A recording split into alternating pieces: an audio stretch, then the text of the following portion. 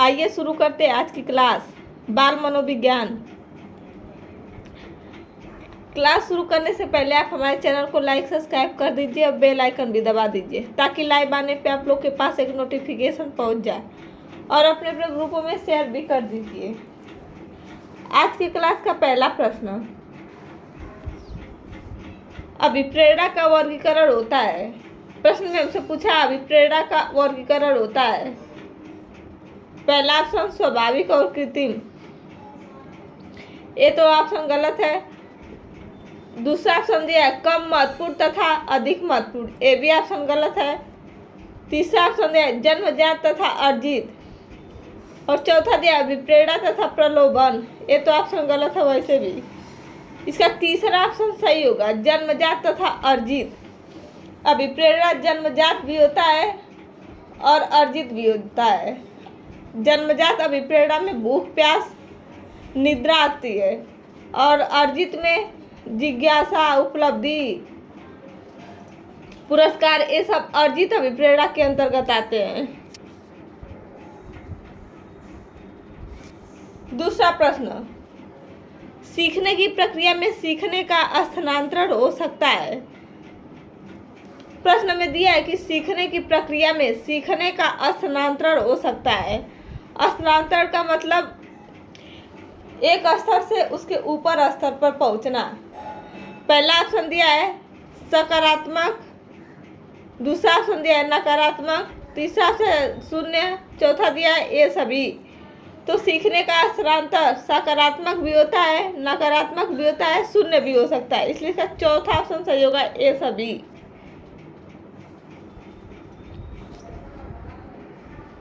तीसरा प्रश्न, निम्न में से कौन सा मन अंतर्दृष्टि द्वारा सीखने की व्याख्या करता है। प्रश्न में दिया है कि निम्न में से कौन सा मन अंतर्दृष्टि द्वारा सीखने की व्याख्या करता है। पहला ऑप्शन दिया है मनोविश्लेषणवाद, मनोविश्लेषणवाद से संबंधित फ्रायड होते हैं। दूसरा ऑप्शन दिया व्यवहारवाद, तीसरा ऑप्शन दिया है संबंधवाद, चौथा ऑप्शन दिया है गेस्टाल्टवाद।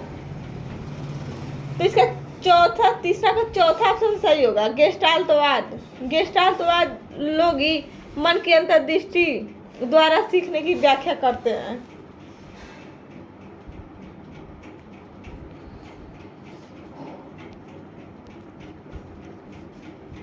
चौथा प्रश्न, किस मनोवैज्ञानिक ने सीखने की सामग्री के रूप में निरर्थक शब्दों का प्रयोग किया है। प्रश्न में हमसे पूछा कि किस मनोवैज्ञानिक ने सीखने की सामग्री के रूप में निरर्थक शब्दों का प्रयोग किया है। पहला ऑप्शन दिया है विलियम जेम्स, दूसरा ऑप्शन दिया है स्किनर, तीसरा ऑप्शन दिया है एबिंगहॉस, चौथा ऑप्शन दिया है बार्टलेट। तो पहला ऑप्शन दिया है विलियम जेम्स, ये तो गलत है। दूसरा दिया है स्किनर, स्किनर भी गलत है। चौथा ऑप्शन दिया बार्टलेट, ये भी गलत है। इसका तीसरा ऑप्शन सही होगा, एबिंगहॉस ने निरर्थक शब्दों का प्रयोग सबसे पहले किया था।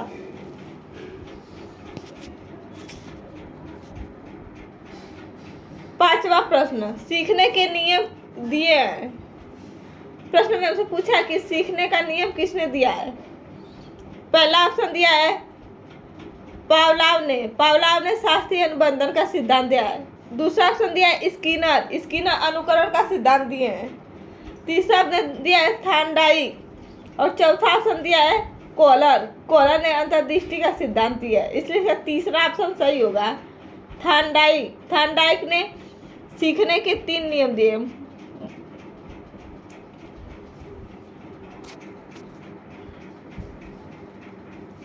छठवां प्रश्न, सीखना है। पहला ऑप्शन दिया है व्यवहार में परिवर्तन, सीखना ये ऑप्शन सही है, सीखना व्यवहार में परिवर्तन होता है। दूसरा ऑप्शन दिया अनुभव तथा अभ्यास का परिणाम, ये भी ऑप्शन सही है। तीसरा ऑप्शन दिया व्यवहार में अपेक्षाकृत अस्थायी परिवर्तन, अगर हम सीखेंगे कोई वस्तु को, अगर हम सीखते हैं कोई चीज़ को तो हमें व्यवहार में अस्थायी रूप से परिवर्तन दिखता है, इसलिए चौथा ऑप्शन सही होगा ये सभी।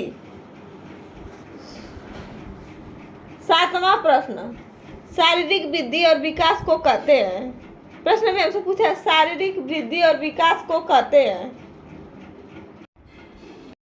पहला ऑप्शन दिया है तत्परता, दूसरा ऑप्शन अभिवृद्धि, तीसरा ऑप्शन दिया गतिशीलता, चौथा ऑप्शन दिया आनुवंशिकता। पहला ऑप्शन दिया है तत्परता, ये तो ऑप्शन गलत है। अगर हम कोई चीज को अगर सीखते हैं तो उसके प्रति हमारे अंदर जिज्ञासा तत्परता होती है, ये तो गलत है। दूसरा ऑप्शन दिया अभिवृद्धि, तीसरा ऑप्शन दिया गतिशीलता, चौथा दिया है आनुवंशिकता। ये तीनों ऑप्शन गलत है, इसका दूसरा ऑप्शन सही होगा अभिवृद्धि। शारीरिक वृद्धि और विकास को अभिवृद्धि कहते हैं। 8वां प्रश्न, चिंतन संज्ञानात्मक पक्ष में एक मानसिक क्रिया है, यह कथन दिया गया है। प्रश्न में दिया है कि चिंतन संज्ञानात्मक पक्ष में एक मानसिक क्रिया, यह कथन किसका है? पहला ऑप्शन दिया डीवी द्वारा, दूसरा ऑप्शन दिया गिलफोर्ड द्वारा, तीसरा ऑप्शन दिया कुज द्वारा, चौथा ऑप्शन दिया रास द्वारा। तो यह कथन रास द्वारा दिया गया है, इसलिए चौथा ऑप्शन सही होगा। 9वां प्रश्न, बाल मनोविज्ञान के आधार पर कौन सा कथन सर्वोत्तम है? प्रश्न में हमसे पूछा है कि बाल मनोविज्ञान के आधार पर कौन सा कथन सर्वोत्तम है। पहला ऑप्शन सारे बच्चे एक जैसे होते हैं, ये तो गलत है। सभी बच्चे अपने अंदर विशिष्ट होते हैं, इसलिए सब बच्चों की सीखने की गतिविधि अलग अलग होती है। दूसरा ऑप्शन दिया है कुछ बच्चे एक जैसे होते हैं, ये भी ऑप्शन गलत है। तीसरा ऑप्शन दिया है कुछ बच्चे विशिष्ट होते हैं, ये भी ऑप्शन गलत है। चौथा ऑप्शन दिया प्रत्येक बच्चा विशिष्ट होता है, इसका चौथा ऑप्शन सही होगा। प्रत्येक बच्चा अपने अंदर विशिष्ट होता है। स्किनर कहते हैं कि बच्चे जन्मजात अन्वेषक के रूप में पैदा होते हैं, इसलिए चौथा ऑप्शन सही होगा। 10वां प्रश्न, बाल मनोविज्ञान का केंद्र बिंदु है। प्रश्न में हमसे पूछा कि बाल मनोविज्ञान का केंद्र बिंदु है अच्छा शिक्षक, ये तो गलत है। दूसरा ऑप्शन दिया है बालक, तीसरा ऑप्शन दिया है शिक्षण प्रक्रिया, ये भी गलत है। चौथा ऑप्शन दिया है विद्यालय, ये भी गलत है। इसका दूसरा ऑप्शन सही होगा बालक। बाल मनोविज्ञान का केंद्र बिंदु बालक होता है। अगर हम बालक को केंद्र में रख के उसे सिखाएंगे तो अच्छी तरह से सीख सकता है। 11वां प्रश्न, अच्छी स्मृति की विशेषता है। पहला ऑप्शन शीघ्र पुनर्स्मरण, दूसरा ऑप्शन दिया है शीघ्र पहचान, तीसरा ऑप्शन दिया है अच्छी धारणा, चौथा ऑप्शन दिया है ये सभी। तो इसका चौथा ऑप्शन सही होगा ये सभी।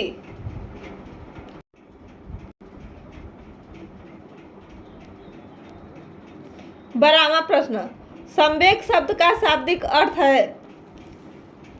प्रश्न में हमसे पूछा कि संवेग शब्द का शाब्दिक अर्थ होता है। पहला ऑप्शन क्रोध और भय, ये तो गलत है। दूसरा ऑप्शन दिया स्नेह तथा प्रेम, ये भी ऑप्शन गलत है। तीसरा ऑप्शन दिया उत्तेजना या भावों में उथल पुथल, चौथा ऑप्शन दिया है उपरोक्त में से कोई भी नहीं, ये ऑप्शन गलत है। इसका तीसरा ऑप्शन सही होगा उत्तेजना या भावों में उथल पुथल। संवेग का शाब्दिक अर्थ होता है उत्तेजना या भावों में उथल पुथल, इसलिए इसका तीसरा ऑप्शन सही होगा। 13वां प्रश्न, कौशल सीखने की पहली अवस्था है। प्रश्न में हमसे पूछा है कि कौशल सीखने की पहली अवस्था कौन सी है। पहला ऑप्शन यथार्थता, ये तो गलत है। दूसरा ऑप्शन दिया है कल्पनाशीलता, ये भी गलत है। तीसरा ऑप्शन दिया है समन्वय, ये भी गलत है। इसका चौथा ऑप्शन सही होगा अनुकरण। कौशल सीखने की पहली अवस्था अनुकरण होती है। 14वां प्रश्न, मानसिक आयु के प्रत्यय का सर्वप्रथम प्रयोग किया था। प्रश्न में हमसे पूछा है कि मानसिक आयु के संप्रत्यय का का सर्वप्रथम प्रयोग किया? पहला ऑप्शन थांडाइक, ये तो गलत है, इन्होंने तो सीखने के नियम दिए हैं। दूसरा ऑप्शन दिया है गिलफोर्ड, गिलफोर्ड का नियम है त्रिविमीय सिद्धांत। और स्पीयरमैन, स्पीयरमैन द्विबुद्धि सिद्धांत के जनक है, इसलिए चौथा ऑप्शन सही होगा बीने साइमन। बीने साइमन ने ही मानसिक आयु के प्रत्यय का सर्वप्रथम प्रयोग किया था, इसलिए इसका चौथा ऑप्शन सही होगा। 15वां प्रश्न, शैशवावस्था के लिए उत्तम शिक्षण विधि होती है। प्रश्न में हमसे पूछा कि शैशवावस्था के लिए उत्तम शिक्षण विधि होती है। पहला ऑप्शन मॉन्टेसरी विधि, ये भी सही है। दूसरा ऑप्शन है खेल विधि, ये भी सही है। चौथा ऑप्शन है किंडरगार्टन विधि, ये भी सही है। चौथा ऑप्शन है ये सभी, इसका चौथा ऑप्शन सही होगा ये सभी। मॉन्टेसरी विधि, मॉन्टेसरी विधि की जनक मानी जाती है। खेल विधि के जनक कार्ल कुक हैं और किंडरगार्टन विधि के जनक फ्राबेल हैं। 16वां प्रश्न, बाल विकास में, प्रश्न में पूछा हमसे कि बाल विकास में पहला ऑप्शन प्रक्रिया पर बल है, यह ऑप्शन गलत है। दूसरा ऑप्शन दिया है वातावरण और अनुभव की भूमिका पर बल है, ये भी गलत है। तीसरा ऑप्शन दिया है गर्भावस्था से किशोरावस्था तक अध्ययन होता है। चौथा ऑप्शन दिया उपरोक्त सभी।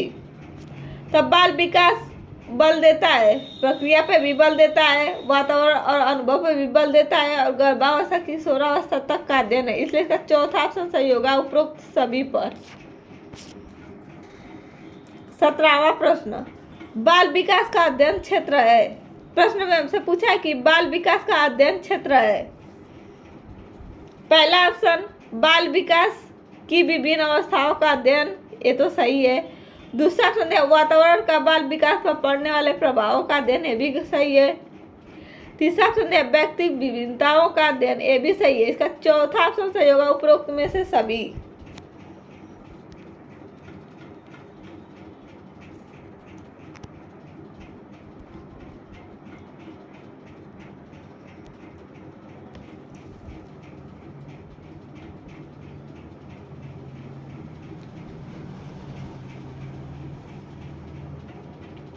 अठारहवां प्रश्न, सर्वाधिक उपयुक्त जीवित रहता है का सिद्धांत है। प्रश्न में हमसे पूछा कि सर्वाधिक उपयुक्त जीवित रहता है का सिद्धांत किसने दिया है। पहला ऑप्शन लैमार्क, दूसरा ऑप्शन हैरिसन का, तीसरा ऑप्शन डार्विन का, चौथा ऑप्शन मैकडूगल का। इसका तीसरा ऑप्शन सही होगा डार्विन का। सर्वाइवल ऑफ द फिटेस्ट, इसका सिद्धांत डार्विन का है। 19वां प्रश्न, बीने साइमन परीक्षण द्वारा मापन किया जाता है। प्रश्न में हमसे पूछा बीने साइमन परीक्षण द्वारा मापन किया जाता है। पहला ऑप्शन सामान्य बुद्धि का, दूसरा ऑप्शन विशिष्ट बुद्धि का, तीसरा ऑप्शन अभिवृद्धि का, चौथा ऑप्शन अभिक्षमता का। तो बीने साइमन परीक्षण द्वारा सामान्य बुद्धि का मापन किया जाता है, इसका पहला ऑप्शन सही होगा। विशिष्ट बुद्धि का मापन बीने साइमन नहीं किए हैं। और तीसरा ऑप्शन दिया अभिवृद्धि, ये भी गलत है। चौथा दिया अभिक्षमता, ये भी गलत है, इसका पहला ऑप्शन सही होगा। 20वां प्रश्न और हमारे क्लास का अंतिम प्रश्न, संवेगात्मक विकास को प्रभावित करने वाले कारक।